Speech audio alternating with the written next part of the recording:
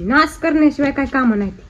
ह्यांना काय नाही माझं पप्पा आणतात, तुला काय करायचं? ह्यांना काय नाही आटाय. पप्पा चट आणतंय ना, काम करतय, कष्ट करतय. श्री स्वामी समर्थ मित्रांनो, अवधूत चिंतन श्री गुरुदेव दत्त. तुम्हा सर्वांचं स्वागत आहे माझ्या युट्यूब चॅनल मध्ये. तर आज हाव साहेबांना लावले ते देव पूजायला.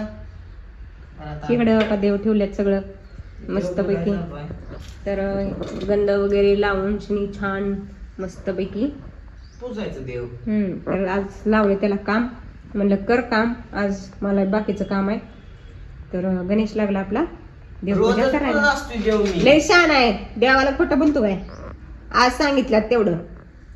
सुट्ट्या असल्यावर तर गणेश लागला देव पूजायला. इकडे बघा मस्त पैकी भोगीच्या आज तुम्हाला सर्वांना हार्दिक शुभेच्छा. तर हे मस्त पैकी अशा भाकरी केल्यात, भाजी वगैरे करून ठेवली.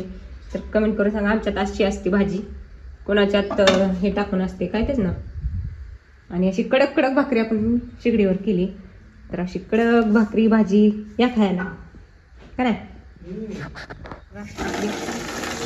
देवाला लागली कपडे धुवायला. पटापट सगळ्यांनी कामं चालू आहे. तर दिव्या लागली तर कपडे धुवायला. पप्पा टी शर्ट हे आणायचा. तर तुम्हा सर्वांना भोगीच्या हार्दिक हार्दिक शुभेच्छा. तर उद्याला मकर संक्रांती ऍडव्हान्स मध्ये संक्रांतीच्या वेळी शुभेच्छा. आणि आमची दिव्या काल म्हणली मम्मी आज परवा दिवशी आपल्या घरी काय येणार आहे म्हणली, सकर मकर शांती. सकर मकर शांती. तर बघा आमच्या दिदीची कसली भाषा, सकर मकर शांती. शांती मकर संक्रांती. परवा दिवशी आमच्या घरी येणार आहे सकर मकर शांती. मकर संक्रांती. तर मस्त पैकी अशी आपल्या इथं भाकरी करायला चालू आहे. सगळं भात वगैरे सगळं करून ठेवलं. तिकडे पाटी भरली असेल. मी इथं आहे, बंद कर तुझा, पाणी सांडाल खाली. तर गणेशला लावले मस्त पैकी देव पूजायला. म्हणलं पूजून घे, नंतर म्हणजे स्वयंपाक करून पटकन गावात जायचं, खण आणायचा. पप्पा टी शर्ट. तर दिव्याला म्हणलं दिव्याला गप्पा ग, तुला सांगितलं होतं. तर बघा दिव्यानं कसं केलं तुम्हाला सांगते. एवढा निर्माण नाश करते पूर्वी. तर बघा कसलं केलं तुम्हाला चालू लावते. सगळीकडे फिसकूट फिसकूट केला बघा. तिच्या बापाने केलता का इतका फिसकूट पाणी. आता त्यातलं पाणी निम ओतून देऊन मग नंतर निर्मा टाकायला लागला. नाश करण्याशिवाय काय कामं नाहीत. ह्यांना काय नाही आटाय. माझं पप्पा आणतात, तुला काय करायचं? ह्यांना काय नाही आटाय. पप्पा चट आणतंय ना, काम करतय, कष्ट करतय म्हणून माझं पप्पा पाय घाण घेऊन येऊ नको सगळीकडं.